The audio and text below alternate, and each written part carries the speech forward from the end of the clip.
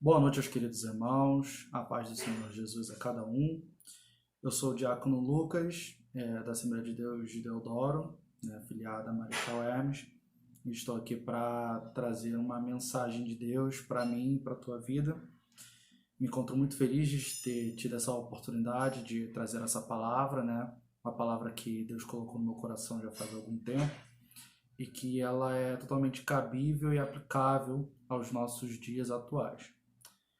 Vou estar lendo com os irmãos, se os irmãos puderem acompanhar, no Evangelho segundo escreveu Lucas, no capítulo 10, no versículo 25.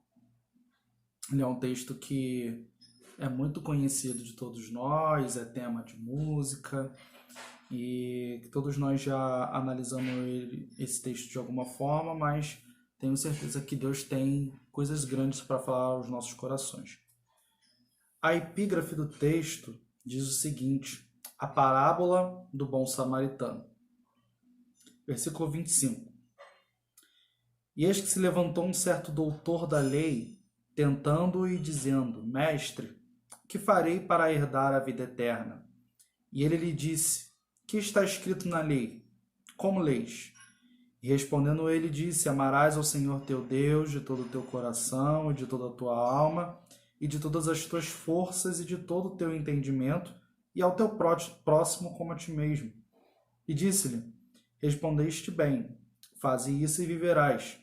Ele, porém, querendo justificar-se a si mesmo, disse a Jesus: E quem é o meu próximo?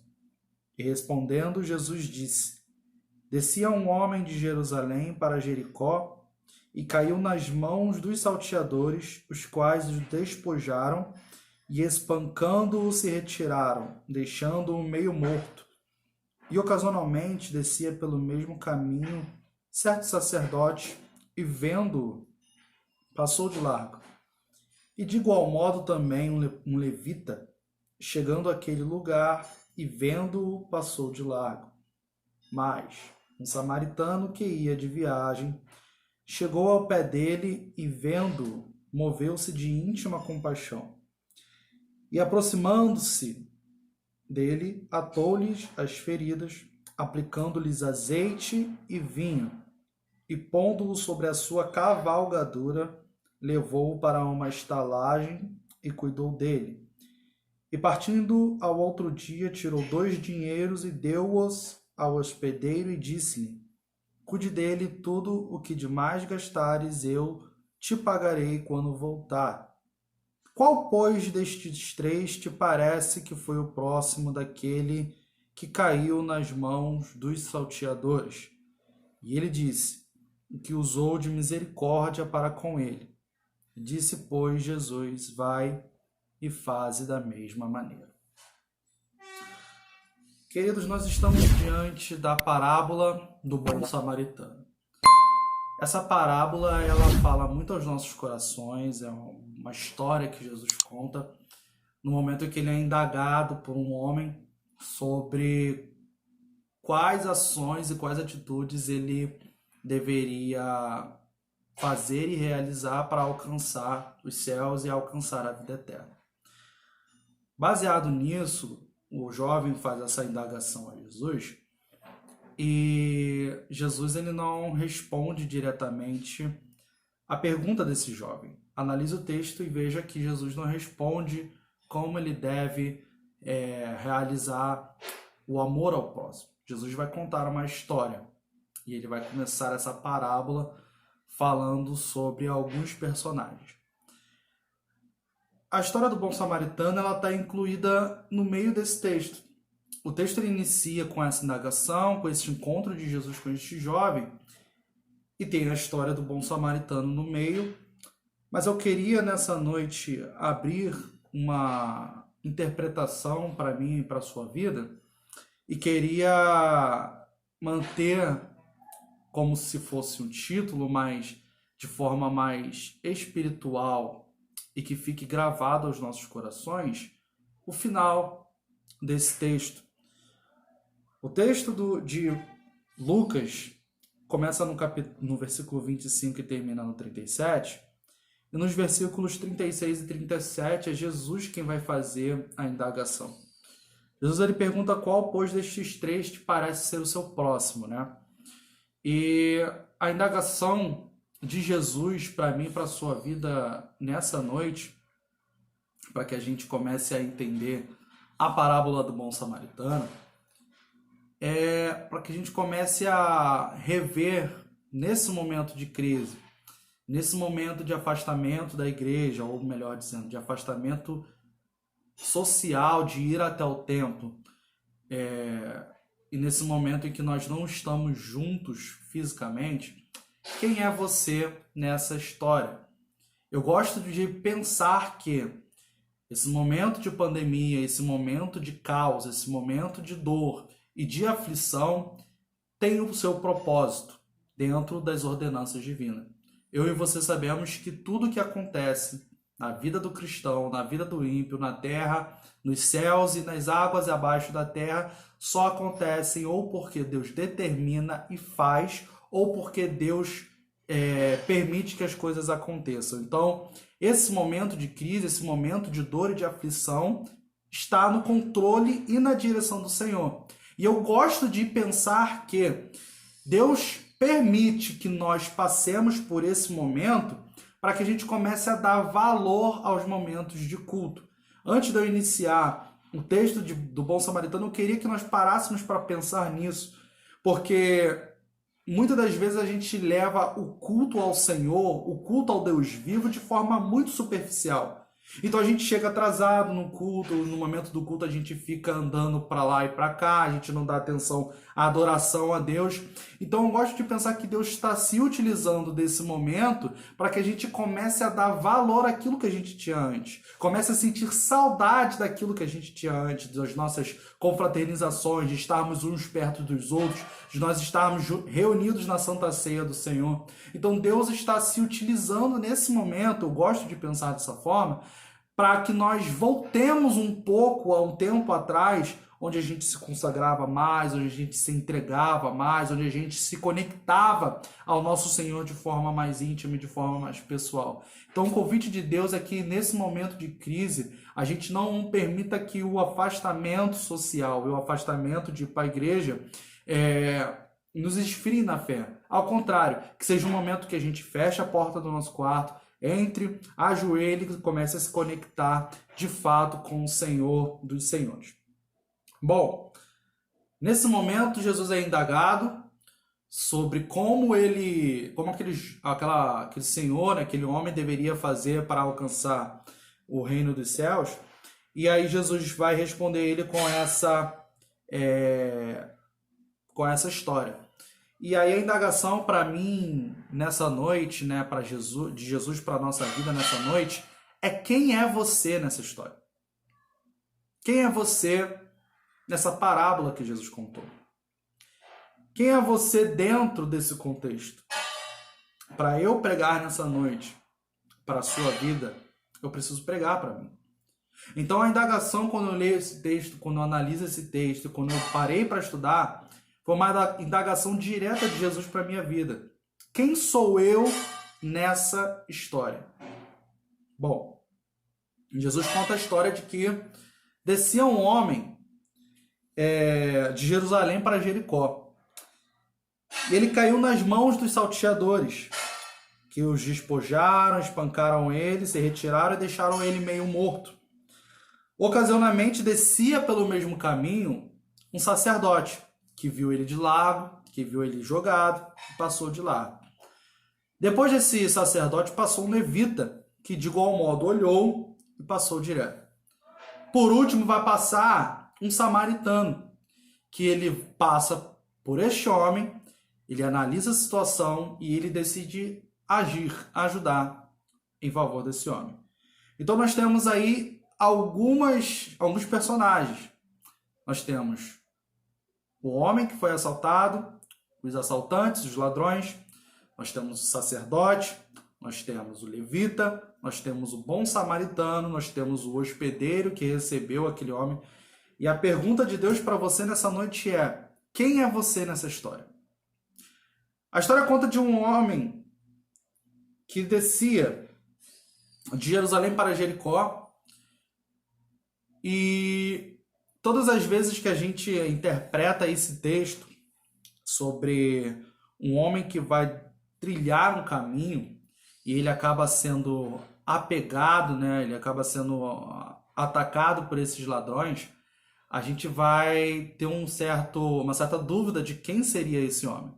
Para responder essa dúvida, a gente precisa analisar o versículo. A palavra diz que ele foi atacado por salteadores e por ladrões. Bom, a Bíblia nos diz que o diabo veio para matar, roubar e destruir. Nessa história, o homem é atacado, ele é roubado e ele é deixado meio morto. Então a interpretação desse texto nessa noite é que esses assaltantes que atacam esse homem é o inimigo de nossas almas, é Satanás, que muitas das vezes vem nos encarar, vem nos atacar e nos deixa meio morto, nos deixa quase à beira da morte. Mas o que eu acho interessante nesse texto é que o diabo ataca o homem, mas ele não pode matar o homem. Ele vai atacar o homem, ele vai se colocar na frente do homem, ele vai retirar tudo que aquele homem tem, mas ele deixa o homem meio morto. O que a palavra de Deus diz para a sua vida nessa noite é que o diabo pode ter te atacado, pode ter te roubado, pode ter tirado tudo de você, o diabo pode ter atacado a sua família, pode ter atacado seus filhos, seu marido, seu emprego, quem dirá até a sua saúde, mas você ainda não está morto. Você que está me ouvindo nessa noite, você pode ter perdido tudo, pode ter perdido, quem sabe, a esperança, mas você não está morto. O diabo tentou tirar a sua vida, mas ele não conseguiu. Você pode estar meio morto, mas morto você não está. Porque quem dá a vida, como foi lá naquele vale de ossos secos, quem dá a vida é o Espírito Santo. Então que nós possamos nos posicionar nessa noite, igual se posicionou o profeta Ezequiel naquele vale de ossos secos. Profetizar na autoridade do Espírito Santo que os ossos secos terão vida novamente. Eu profetizo na sua vida que mesmo que o diabo tenha tentado te atacar e tenha tentado te matar, nessa noite o Espírito Santo vai germinar na sua vida, o Espírito Santo vai soprar nas suas narinas e onde havia morte vai haver vida, onde havia dor haverá felicidade, porque o Espírito Santo é quem dá a vida em nome de Jesus. Bom, baseado nesse texto, já entendendo que os salteadores estão aqui representando o inimigo de nossas vidas, a gente vai entender que esse homem somos nós. Esse homem que é atacado somos eu, ou melhor dizendo, sou eu, é você, são os nossos irmãos. E nós somos atacados o tempo todo. Somos atacados tanto pelo inimigo quanto por nós mesmos. Porque o maior inimigo da igreja do Senhor não é o diabo. O maior inimigo da igreja do Senhor é a igreja do Senhor. E eu não estou aqui dizendo de um irmão para com outro irmão, estou dizendo de você para com você. Porque o que causa separação entre o homem e Deus são as práticas pecaminosas. É a iniquidade, a transgressão. Então você, quando peca, você se torna o seu pior inimigo. E esse homem aqui, ele se encontra numa situação debilitada, numa situação difícil. E eu quero novamente fazer um paralelo desse texto com o texto de Ezequiel, porque quando a gente lê o texto, lá no título do texto diz, o vale de ossos secos. Mas Ezequiel vai dizer que aqueles ossos não estavam secos, eles estavam sequíssimos. Ou seja, a situação é complicada, a situação é difícil e a visão que Ezequiel tem não é uma visão bonita. A visão que Ezequiel tem é uma visão feia.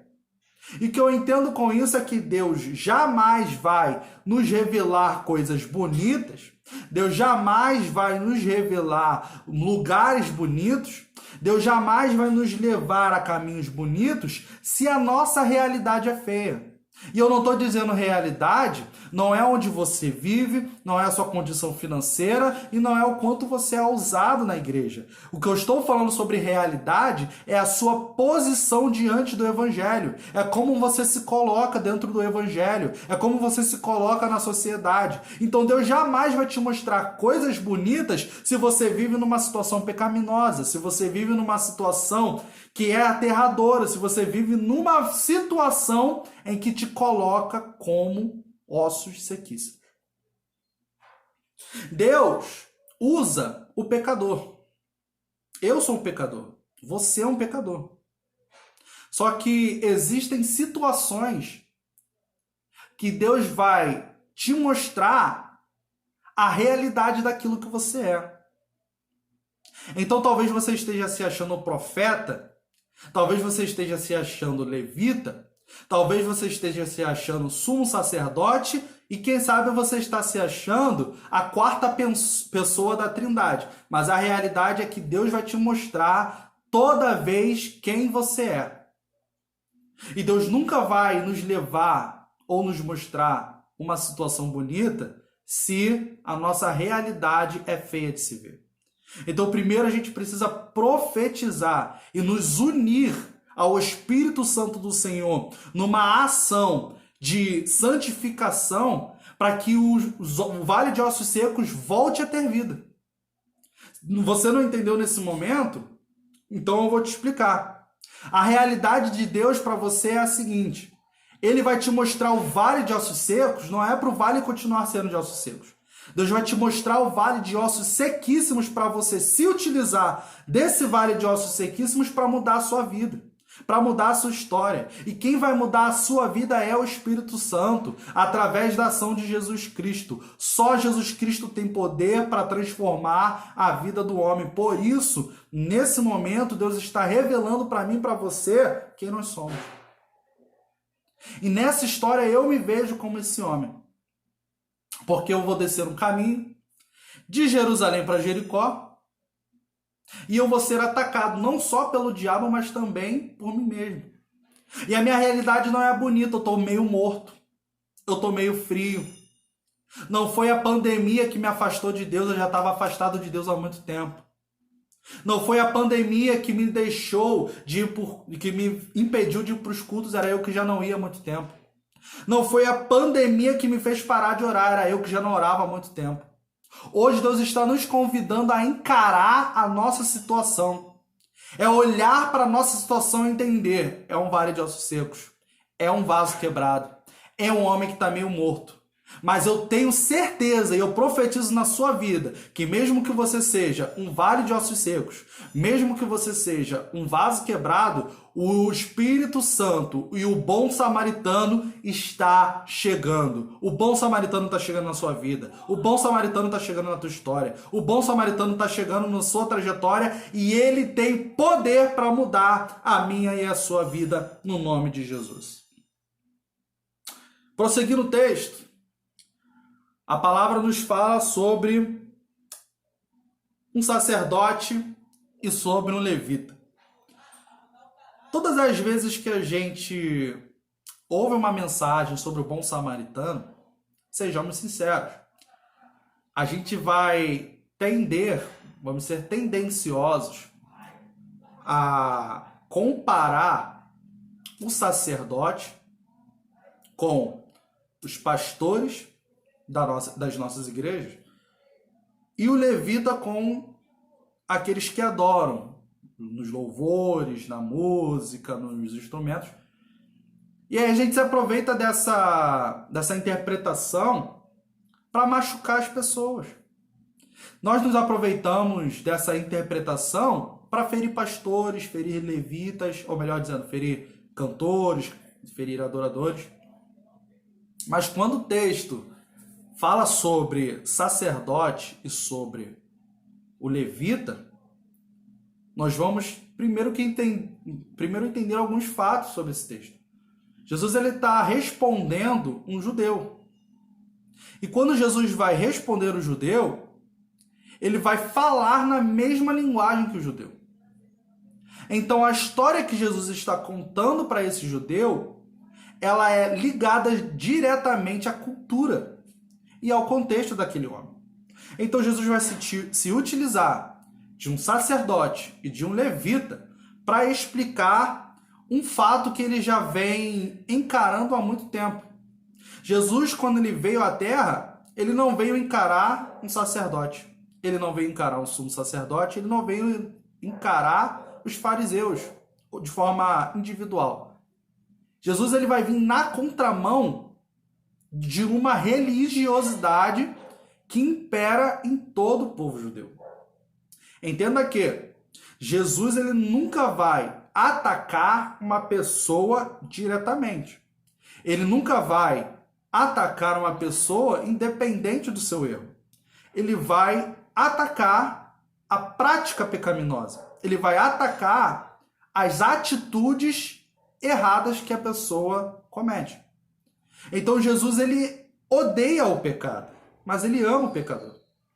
Então todas as vezes que a gente interpreta esse texto, a gente se utiliza da nomenclatura sacerdote e levita para atacar pessoas. E já passou da hora de nós praticarmos o amor ao próximo. Já passou da hora da gente amar o próximo como a ti mesmo. E não importa quem é esse próximo. Não importa quem ele é. Não importa se é um cristão. Não importa se é um católico. Não importa se é um bandista. Não importa se é um espírita. Não importa se é hétero. Não importa se é homossexual. Não importa de jeito nenhum o que a pessoa é. Deus abomina o pecado, mas ele ama o pecador. Então, quem somos nós nessa história para abominar um homem que está à beira do caminho, se Jesus Cristo, enquanto bom samaritano, está chegando? Então, quando eu leio esse texto, Deus me faz entender o amor ao próximo de forma muito contundente. Vamos entender que o levita aqui, ele não era um adorador de forma diretamente ligada. Se você ler no livro de Levítico, no livro do Pentateuco, a atribuição do levita não era exclusivamente a adoração. A atribuição do levita era o serviço na casa do Senhor. Então hoje Deus está falando para o ministério. Está falando para o corpo de obreiros e está falando para pessoas que foram chamadas para servir, mas que estão se utilizando desse chamado para ferir o próximo.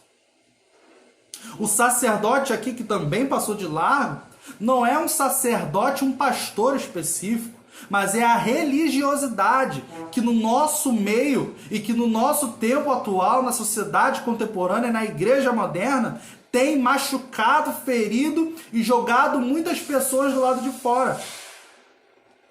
Jesus Cristo não é uma religião.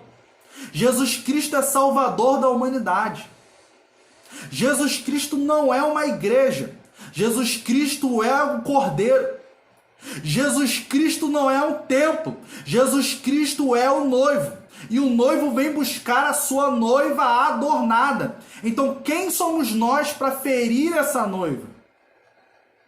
Hoje Deus está falando comigo e com você, que passou do tempo de nós considerarmos religião e religiosidade como parâmetros para cuidar das pessoas. Jesus, quando ele veio na terra, ele não instituiu uma religião, ele instituiu uma noiva. E uma noiva que é uma noiva verdadeira vai ser imitadora de Jesus Cristo. Paulo disse, sede meus imitadores como eu sou de Cristo. Então o que eu entendo com isso é, aquilo que Jesus faz é aquilo que eu deveria fazer. Aquilo que Jesus não faz é aquilo que eu não devo fazer. E Jesus nunca foi um religioso, ele era judeu, ele praticava a religião judia, mas ele não era um religioso, ele era Deus. E nós devemos ser imitadores de Cristo. Então passou da época e passou do tempo em que nós devemos praticar a religião como um parâmetro para cuidar das pessoas. O problema é que quando nós vemos as pessoas jogadas de largo, quando a gente vê uma pessoa que não pratica a nossa religião, jogada de largo, sofrendo o que tiver que sofrer, comer, às vezes sem comida, sem bebida, sem roupa, sem moradia, A gente pratica a religião e fala, não, mas ele não é da minha religião, então eu não preciso ajudar. E naquele grande dia, quando o noivo vier buscar a sua noiva, ele vai perguntar quem é que deu comida, quem é que deu bebida, quem é que vestiu, quem é que visitou. Tá entendendo isso? Nessa noite Deus está te falando que passou do tempo de nós praticarmos a religiosidade da forma como a gente pratica. Que essa pandemia nos sirva para nós reavaliarmos os nossos conceitos sobre a igreja, sobre a palavra do Senhor. Que ela nos sirva para voltarmos ao primeiro amor, voltarmos a sermos servos de Cristo, ligados na videira verdadeira. Bom, continuando o texto. Passa-se o levita, ou o sacerdote vai passar agora o bom samaritano. Quem era o bom samaritano? A palavra nos diz, né, a história nos revela que havia uma rixa, né, havia um certo desconforto entre os judeus e os samaritanos. Porque os samaritanos achavam que deveria se adorar em Samaria e os judeus em Jerusalém. Na verdade, havia muitos outros detalhes que faziam essa contenda acontecer. Mas a verdade é que Jesus estava falando para o judeu. Então ele vai se utilizar de um samaritano para explicar que quem vai realizar essa atividade era uma pessoa que ele não esperava, era uma pessoa que ele achava que não deveria realizar. E o interessante é que esse samaritano ele tem um detalhe. Ele carrega com ele vinho e azeite. Ele carrega vinho e azeite. Então, quem é o bom samaritano nessa história? É Jesus Cristo. Porque é ele quem vai curar. É ele quem vai olhar para aquele cidadão que está meio morto, que somos eu e você, e vai lá tentar ajudar. Mas para eu te provar que esse samaritano é Jesus Cristo, nós temos que avaliar esses detalhes. Porque a palavra diz que ele tinha azeite e tinha vinho. E a palavra diz que Jesus, antes de morrer, ele vai até o Getsemane. E Getsemane no hebraico significa prensa do azeite. E o azeite que faz alguém ser curado, o que fazia alguém ser curado naquela época, não era um azeite misturado, era um azeite puro como Jesus Cristo foi. E para ele ser fabricado, para esse azeite ser fabricado, ele precisa ser moído na prensa, ele precisa ser esmagado na prensa para que a oliva desça e se faça o azeite. Eu não sei se isso te faz lembrar do livro de Isaías que diz que ele foi moído pelas nossas transgressões e o castigo que nos traz a paz estava sobre ele. Então Jesus, quando ele é chamado ao Getsemane, quando ele vai até o Getsemane, o lugar da prensa, ele é colocado numa pressão psicológica ao ponto dele suar sangue, como diz o livro de Lucas. Então eu entendo que Jesus, ele é a oliveira e ele produz esse azeite que faz com que as minhas feridas e as suas feridas sejam curadas. O que eu entendo com isso é que as feridas que deviam ser minhas e que deviam ser suas foram colocadas sobre ele. Isaías diz: mas ele foi ferido pelas nossas transgressões e moído pelas nossas iniquidades. O castigo que nos traz a paz estava sobre ele e pelas suas pisaduras fomos curados. Jesus Cristo, quando ele sobe naquela cruz e vai até aquele calvário, ele prova para mim e para você que ele é o azeite. Mas ele carrega também o vinho. E o que o vinho traz para a gente? Traz uma revelação de felicidade. Quando a gente fala de vinho na Bíblia, a gente vai falar muito sobre felicidade. Mas não só de felicidade. Veja o livro de João que Jesus diz: eu sou a videira verdadeira. Então Jesus Cristo é a videira e a videira produz vinho. Só que quando Jesus morre na cruz do Calvário e ele vai ensinar para os discípulos antes disso como se faz e como se realiza a Santa Ceia, ele vai dizer que o sangue dele agora vai ser representado pelo vinho. E nós repetimos esse ato em toda a Santa Ceia. E nós dizemos: semelhantemente, depois de ceiar, Tomou o cálice dizendo, este cálice é o Novo Testamento no meu sangue. Então Jesus, quando ele se aproxima daquele homem, ele leva o vinho, ou seja, aquilo que é para curar o vinho. E agora ele vai trazer o azeite. O que é o azeite? É o sangue. O sangue faz o quê? Protege. Vamos lembrar lá da época do Êxodo, quando o povo estava para sair da terra do Egito e Deus manda a última praga, eles colocam o sangue nos umbrais da porta para que o anjo do Senhor não entrasse e não matasse os primogênitos. Então o sangue de Jesus Cristo, ele serve para nos livrar de todo mal e para marcar a nossa vida como sendo pessoas diferentes, como sendo servos do Senhor. O que eu vejo nesse texto é Jesus Cristo se aproximando daquele homem dizendo, eu tenho azeite, eu tenho vinho, eu tenho cura e eu tenho a marca. Eu venho com azeite para te curar e eu venho com um vinho que é o meu sangue para te marcar como sendo escolhido. E sabe o que o vinho faz com a minha e com a tua vida? O que ele faz lá naquele hino da harpa cristã 39, nos faz ser alvos como a neve. O sangue de Jesus Cristo, mesmo sendo vermelho, mesmo sendo carmesim, ele não suja as nossas vestes, ao contrário, ele serve para nos limpar e nos purificar de todo mal. Então Jesus Cristo se aproxima daquele homem dizendo, eu não só vou curar você fisicamente, mas eu vou limpar a sua alma. Tem muita gente que vem para a igreja, muita gente que busca Jesus atrás de cura física, atrás de bênçãos materiais, atrás de prosperidade, e poucos estão se importando com a relação e com o relacionamento que querem ter com Jesus Cristo. E hoje Jesus Cristo está falando, eu não venho só com azeite para limpar a sua ferida, mas eu venho com vinho para te marcar com o sangue do Cordeiro, em nome de Jesus. Por último, para nós encerrarmos, a palavra vai dizer sobre esse hospedeiro. Esse hospedeiro é o que está faltando no nosso meio. Esse hospedeiro, ele tem uma estalagem. E ele vai receber o pecador. Ele vai receber o homem que foi ferido. Ele vai receber a pessoa que estava desviada. E é isso que tem faltado na igreja, nessa época contemporânea, na igreja moderna, pessoas que queiram ser hospedeiros. Tem pessoas que querem ser pregadores. Você pergunta para alguém sobre o que ele quer ser dentro da igreja, ele fala, não, eu quero ser pregador do evangelho, eu quero ser itinerante, quero ser pastor dirigente, quero ser pastor presidente, porque menos que isso eu não quero não. Outras pessoas que falam, não, eu quero ser ministro de dança, eu quero ser dirigente de departamento, eu quero ser levita da casa do Senhor, eu quero ser cantor gospel. E nada contra você ter essas expectativas no reino de Deus. Mas o que está faltando é pessoas que queiram ser hospedeiros. O que o hospedeiro faz?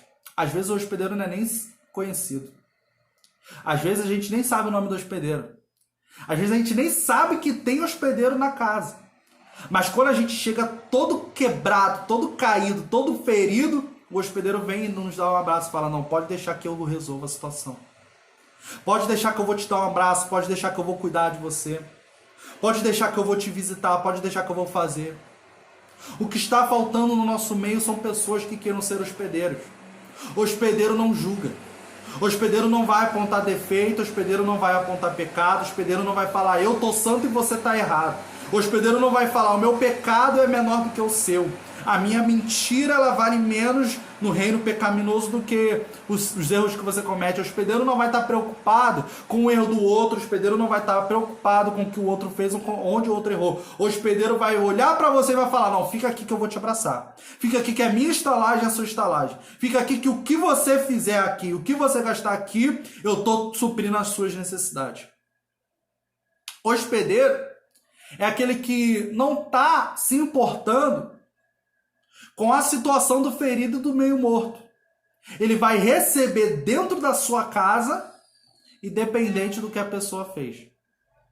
E casa aqui não está falando do seu lar, onde você mora. Está falando da sua vida.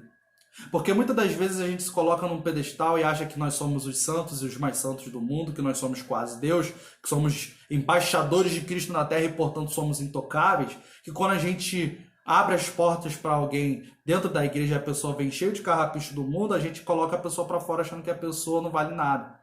E o que Deus prova para a gente muitas das vezes é que aquela pessoa que não vale nada, aquela pessoa que está meio morta, é aquela pessoa que Deus vai usar para fazer a diferença na nossa geração. Então Deus está falando para você e para mim que Ele está procurando hospedeiros. Ele está procurando pessoas que se preocupem com almas. A mensagem de Deus nessa noite é essa para você. E a indagação que Deus faz para mim e para a tua vida é: quem é você nessa história? Em nome de Jesus, receba essa mensagem. Aqui eu agradeço a minha oportunidade. Que o Espírito Santo fale a cada coração, em nome de Jesus.